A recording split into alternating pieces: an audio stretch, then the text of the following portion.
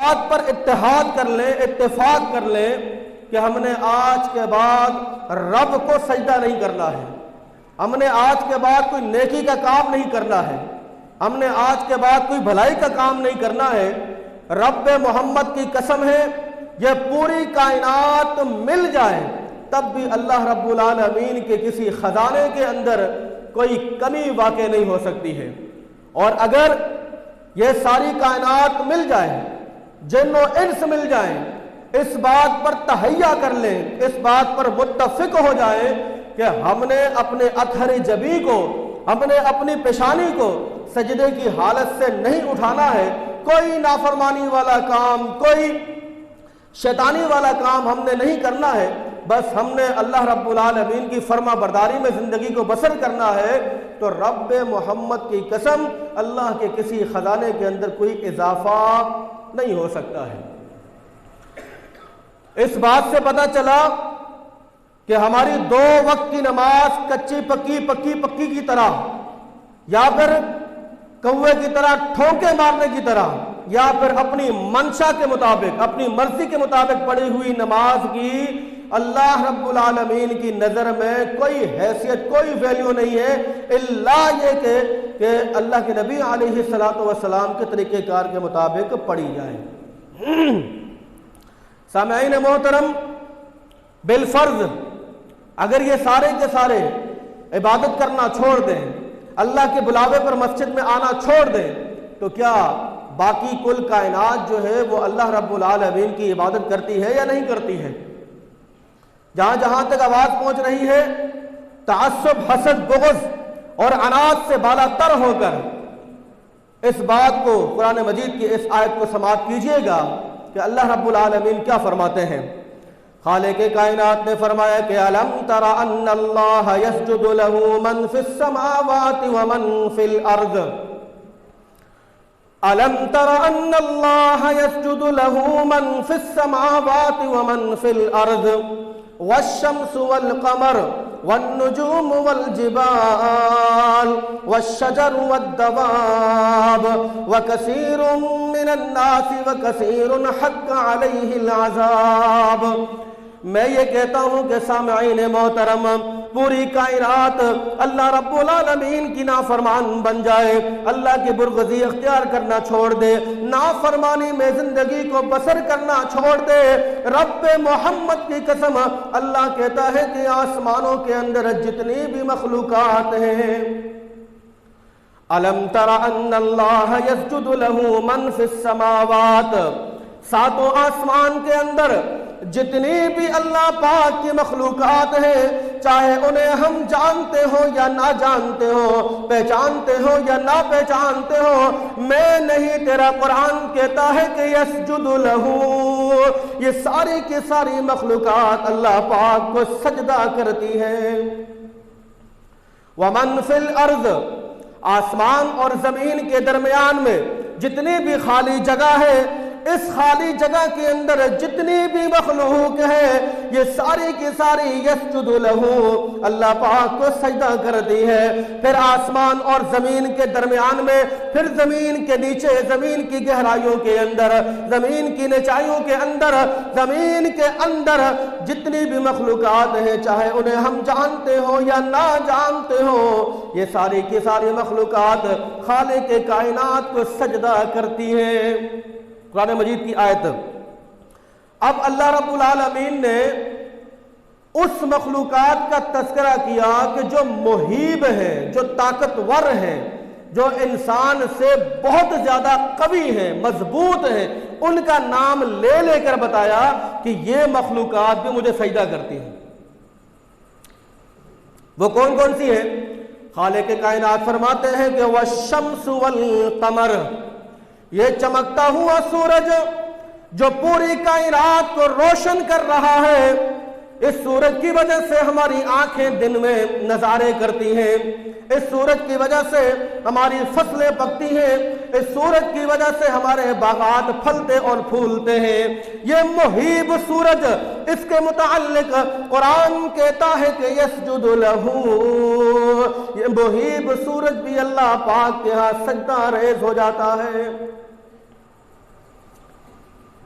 سورج کے بعد والقمر، یہ چاند، والنجوم، اور چاند کی خوبصورتی میں اضافہ کرنے والے یہ انگن لا تعداد تارے و ستارے۔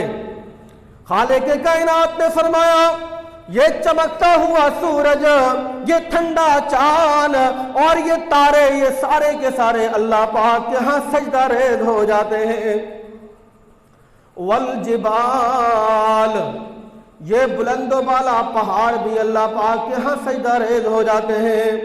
والشجر، دنیا کے اندر جتنے بھی درخت ہیں یہ اللہ پاک کو سجدہ کرتے ہیں۔ والدواب، اور دنیا کے اندر جتنے بھی چوپائے ہیں، جانور ہیں، یہ اللہ پاک کو سجدہ کرتے ہیں۔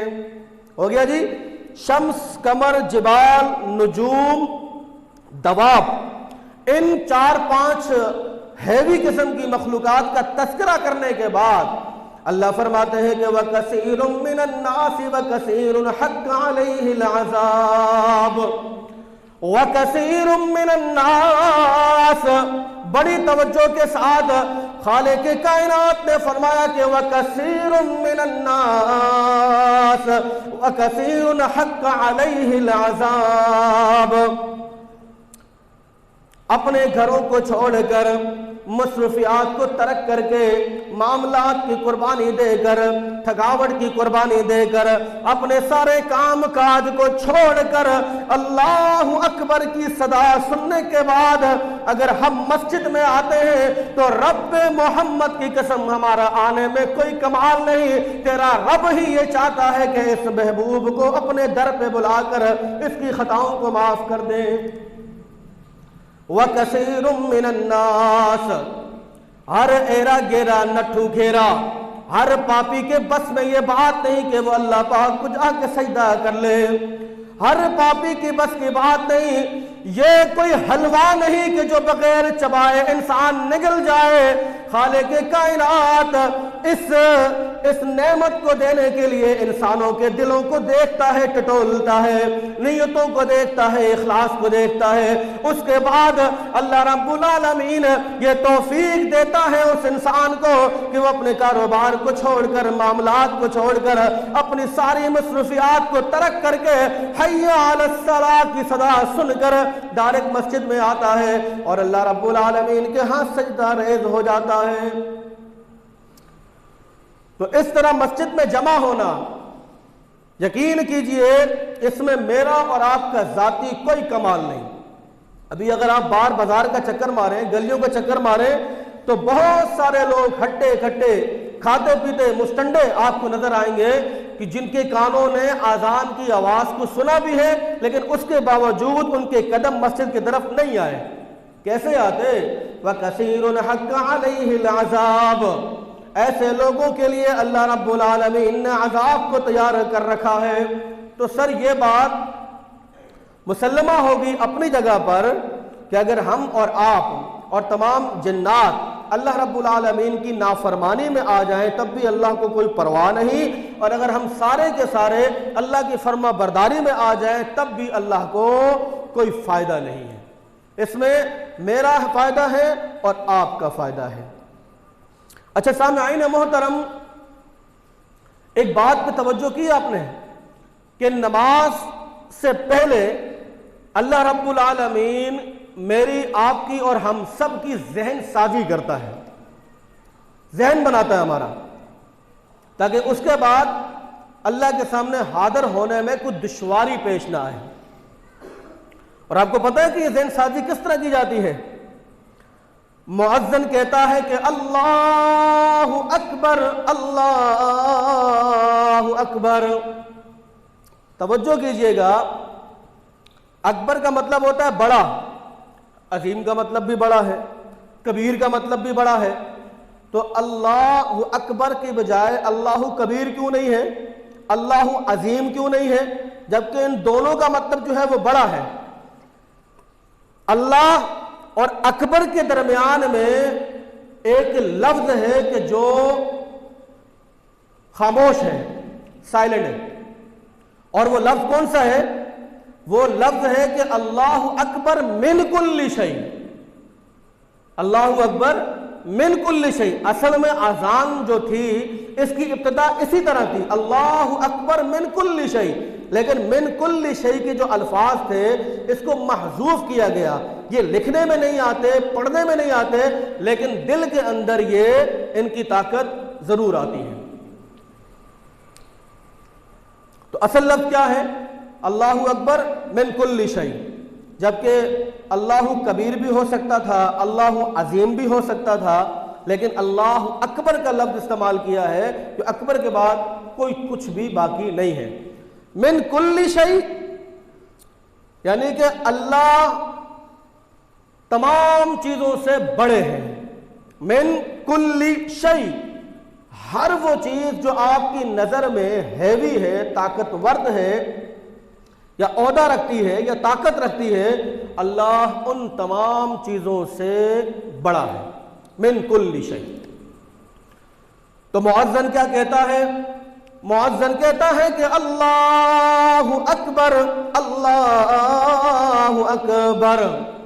میں گواہی دیتا ہوں اس بات کی کہ اللہ رب العالمین ہی سب سے بڑے ہیں. در حقیقت مؤذن یہ کہنا چاہ رہا ہے تمہارا اربوں خربوں کا کاروبار ہو لیکن اللہ سب سے بڑے ہیں، تم مزدور ہو لیکن اللہ سب سے بڑے ہیں، تم کاروباری ہو اللہ سب سے بڑے ہیں، کسی بھی چیز کے تمہارے معاملات ہیں، کاروبار ہے، لیکن اللہ رب العالمین سب سے بڑے ہیں. اس کو سننے کے بعد مومن کیا کہتا ہے؟ جب آپ اس اذان کو سنتے ہیں، آپ نے سنا کہ اللہ اکبر اللہ اکبر، تو اس کے جواب میں آپ کیا کہتے ہیں؟ آپ بھی یہی کہتے ہیں کہ اللہ اکبر اللہ اکبر. بحیثیت مسلمان ہونے کے ناطے میں بھی اس بات کی ضمانت دیتا ہوں، تصدیق کرتا ہوں کہ دنیا کی تمام چیزوں سے افضل، دنیا کی تمام چیزوں سے بڑا اگر ہے تو وہ اللہ رب العالمین ہی ہے. یہ آپ اس بات کی گواہی دیتے ہیں. پھر مؤذن کہتا ہے ابھی تک نماز کے لیے بلایا نہیں گیا، ابھی تک یہ نہیں کہا کہ آؤ نماز کے لیے، بلکہ ابھی یہ بتایا جا رہا ہے کہ اللہ دیکھتا ہے کہ تم میں کہ میری اس طاقت کو ماننے والا کون کون ہے اور ٹھکرانے والے کون کون. اللہ اکبر کی آواز سن کر آپ نے بھی کہا کہ اللہ اکبر. میں بھی اس بات کی تصدیق کرتا ہوں کہ میرا کاروبار کچھ نہیں، میرا مال و اسباب کچھ نہیں، میری طاقت کچھ نہیں، میرے وسائل کچھ بھی نہیں، میرے مسائل کچھ بھی نہیں، اللہ سب سے بڑا ہے. آپ نے بھی اس بات کا اقرار کیا.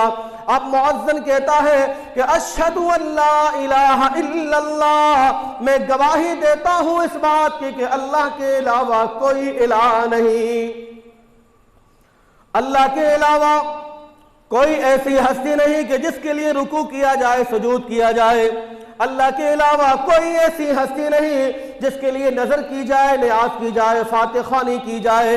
اللہ کے علاوہ کوئی معبود نہیں، کوئی مسجود نہیں، کوئی مشکل کشا نہیں، کوئی حاجت روا نہیں. مؤذن کہتا ہے کہ میں گواہی دیتا ہوں کہ اللہ کے علاوہ کوئی الہ نہیں.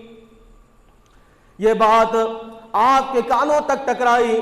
آپ نے بھی بے ساختہ کہا کہ اشہد ان لا الہ الا اللہ. ارے میں بھی تو اس بات کی گواہی دیتا ہوں کہ اللہ کے علاوہ کوئی الہ نہیں. مؤذن نے دیکھا کہ اب یہ توحید کا کلمہ پورا ہو چکا ہے، فوراً کہا کہ اشہد ان محمد رسول اللہ، میں گواہی دیتا ہوں کہ محمد اللہ کے رسول ہے.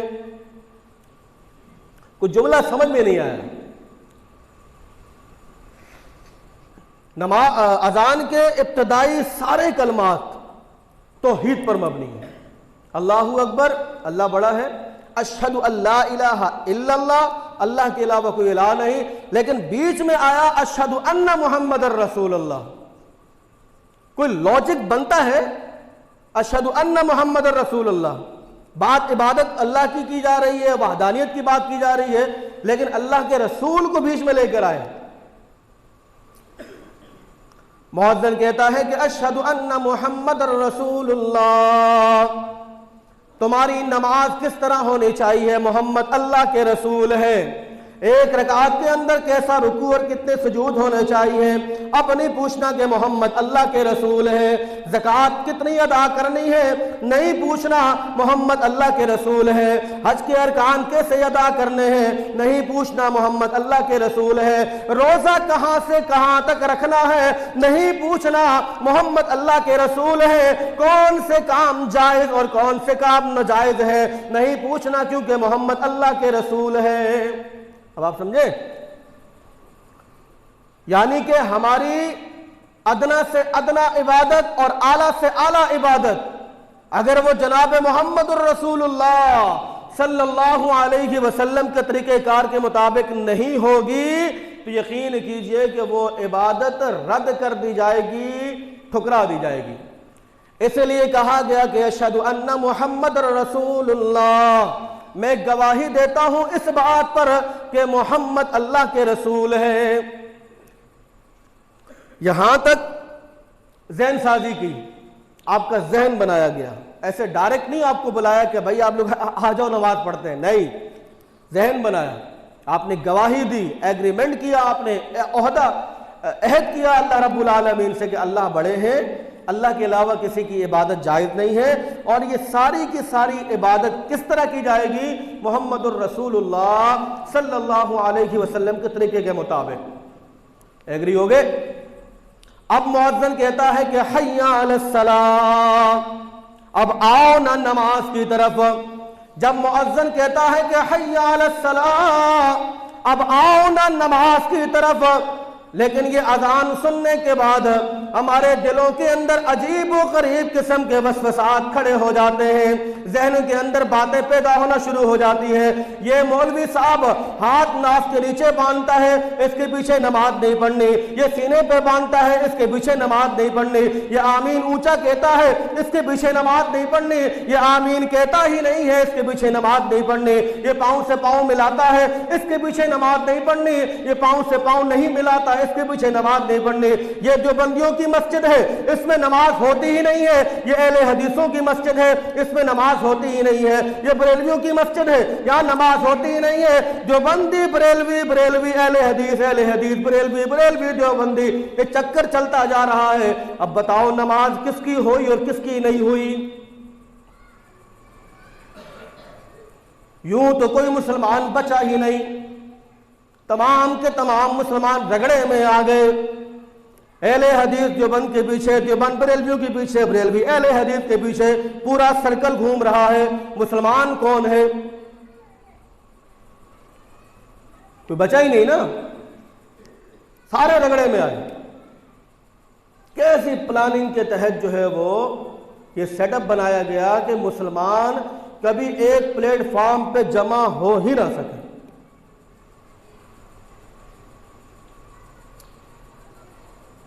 اللہ، بڑی سازش ہے یار۔ اب جا کے پتہ چلتا ہے کہ بھائی یہ تو ہم پہ تو ہتھیار چلانے کی ضرورت ہی نہیں ہے، ہم پہ تو بم مارنے کی ضرورت ہی نہیں ہے، ہمیں خود ہی کافی ایک دوسرے کے لیے۔ سامعین محترم، ایک حدیث سماعت فرمائے ہیں مسلم شریف کی، جو لوگ یہ ذہن سازی کرتے ہیں کہ وہ امام جو ہاتھ ناف کے پیچھے ناف کے نیچے ہاتھ باندھتا ہے اس کے پیچھے نماز نہیں ہوتی، جھوٹا ہے۔ جو یہ کہتا ہے کہ یار یہ امام ہاتھ سینے پہ باندھتا ہے اس کے پیچھے نماز نہیں ہوتی، جھوٹا ہے۔ جو یہ کہتا ہے کہ دیوبندیوں کی مسجد ہے یہاں نماز نہیں پڑھو، جھوٹا ہے وہ۔ اور جو یہ کہتا ہے کہ اہل حدیثوں کی مسجد ہے یہاں نماز نہیں پڑھو، جھوٹا ہے۔ یہ انتشار پھیلانے والا آدمی ہے، مسلمانوں کو ٹکڑے ٹکڑے کرنے والا آدمی ہے۔ ایک حدیث میں آپ کو سناؤں اس حوالے سے، مسلم شریف کی حدیث ہے۔ جناب محمد الرسول اللہ صلی اللہ علیہ وسلم فرماتے ہیں یصلون لکم فإن اصابوا فلکم وإن اخطأوا فلکم وعلیہم، یہ حدیث ہے۔ اور اس حدیث کا ترجمہ اور مفہوم کیا ہے؟ مفہوم یہ ہے کہ تم کسی کے پیچھے بھی نماز ادا کرو، تم کسی کے پیچھے بھی نماز ادا کرو، یہاں پر کوئی برانڈ نہیں ہے، کوئی لیبل نہیں ہے، کسی کے پیچھے بھی نماز ادا کرو، لیکن جماعت کو نہیں چھوڑو۔ فَإِنْ أَصَابُوا فَلَكُمْ وَإِنْ أَخْطَأُوا فَلَكُمْ وَعَلَيْهِمْ، اگر وہ امام صحیح ہے، تمہاری نماز صحیح ہے۔ وَإِنْ أَخْطَأُوا فَلَكُمْ وَعَلَيْهِمْ، اگر وہ امام غلطی پر ہے، مسلم شریف کی یہ حدیث ہے، اگر وہ امام غلطی پر ہے تب بھی تمہاری نماز پر کوئی فرق نہیں پڑنے والا، تمہاری نماز صحیح ہے۔ یہ اللہ کے رسول کی حدیث ہے۔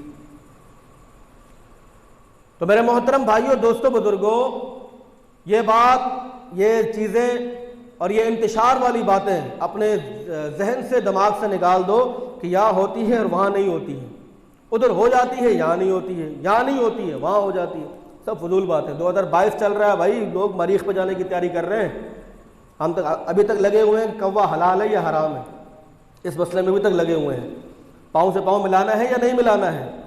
وہ گورے مریخ پہ جانے کی تیاری کر رہے ہیں، اتنا کھلا ذہن ان کا بن چکا۔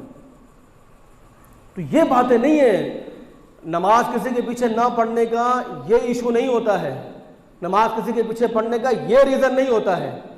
ہاں، اگر وہ مشرک ہے، اگر وہ کسی کبیرہ گناہ کا ارتکاب کرتے ہوئے آپ نے خود دیکھا ہے، تب تو بات سمجھ میں آتی ہے۔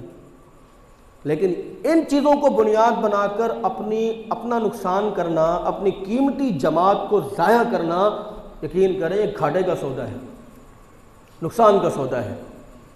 جہاں پر بھی آپ ہوں، کسی بھی مسلک کی مسجد ہو جہاں سے اللہ اکبر کی صدا آتی ہو، اب لیبل نہ دیکھیں سر، آپ وہاں جائیں، جماعت اگر ہو رہی ہو تو جماعت کا اہتمام کریں، دل نہیں مانتا بعد میں اپنی ادا کر لیں، کوئی مسئلہ نہیں، لیکن آپ کو پہلی جماعت کا بھی ثواب جو ہے وہ ملے گا۔ ان تمام چیزوں کے ذہن سازی کے بعد اب اللہ رب العالمین یہ ندا دیتا ہے کہ حی علی الصلاۃ، اب آؤ نا نماز کے لیے۔ اب اللہ بلاتا ہے، اب آنے کے لیے کوئی تیار ہی نہیں ہے، ابھی گاہک کھڑے ہوئے ہیں، کاروبار عروج پر ہے، ابھی مصروفیت ہے، ابھی کوئی کہانی چل رہی ہے، کوئی قصہ چل رہا ہے، ابھی مووی چل رہی ہے، ایک سین رہتا ہے، ابھی یہ ہو رہا ہے، وہ 100 قسم کے بہانے بنا کر شیطان آپ کو مسجد میں نہیں آنے دیتا۔ اور پھر بدقسمتی یہ ہے کہ ہم میں سے، آپ کو 2-3 منٹ اوپر لوں گا، بدقسمتی یہ ہے کہ ہم میں سے ہر بندہ کامیاب ہونا چاہتا ہے۔ ایسا ہی ہے نا جی، ہر بندہ یہ چاہتا ہے کہ یار وہ کسی طریقے سے کامیاب ہو جائے، لیکن جب مؤذن یہ کہتا ہے کہ حی علی الفلاح، اب آؤ کامیابی کی طرف، اب آنے کے لیے کوئی تیار ہی نہیں، اب کوئی کامیاب ہونا ہی نہیں چاہتا ہے۔ سر بس یہ آخری بات، ہم کیا سمجھتے ہیں کہ یہ نماز کا جو اللہ پاک نے سیٹ اپ بنایا ہے، جو ہر 4-5-3-4 گھنٹے کے بعد اسپیکر بجتے ہیں، اس سے اذان کی آوازیں آتی ہیں، کیا ہے؟ کوئی رسمی چیز ہے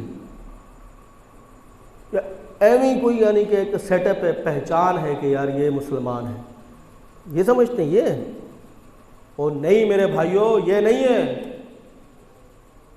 ہم نے جب سے نماز کو ایک رسمی اور سماجی چیز سمجھ کر ادا کرنا شروع کیا ہے، ہماری نمازیں بے اثر ہیں، فائدہ ہی نہیں ہے نمازوں کا، سوائے ایکسرسائز کے، ورزش کے، اس نماز کا ہمیں کوئی فائدہ نہیں ہے۔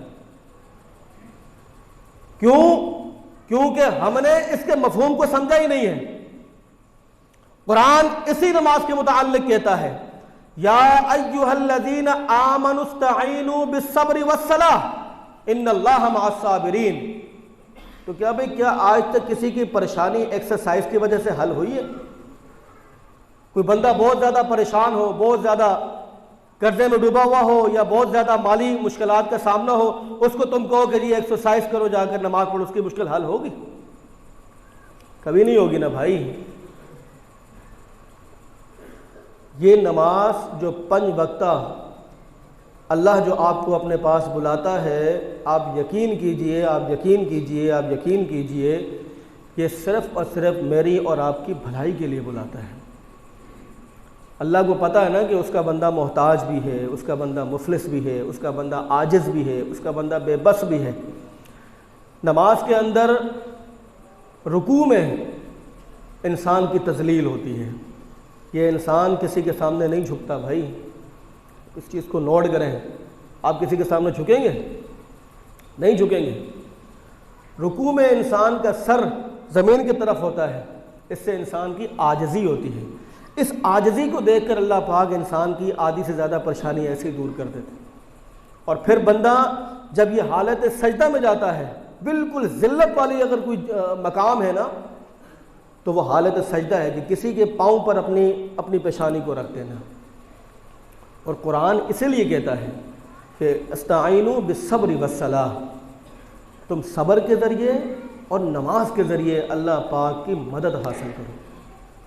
تمہارے جتنے بھی بگڑے ہوئے معاملات ہیں، جتنے بھی الجھے ہوئے تمہارے معاملات ہیں، اللہ کی قسم کھا کر کہتا ہوں کہ اگر صدق کے دل کے ساتھ آپ اگر اللہ کے سامنے جھکیں، سجدے میں ریز ہوں، اپنی پریشانی کو اللہ کے سامنے بیان کریں، یقین کریں اللہ پاک ان کو ایسے سلجھائے گا کہ ہماری عقل بھی وہاں کام نہیں کرتی۔ اس لیے نماز کا سیٹ اپ بنایا گیا ہے اور جماعت کا سیٹ اپ بنایا گیا۔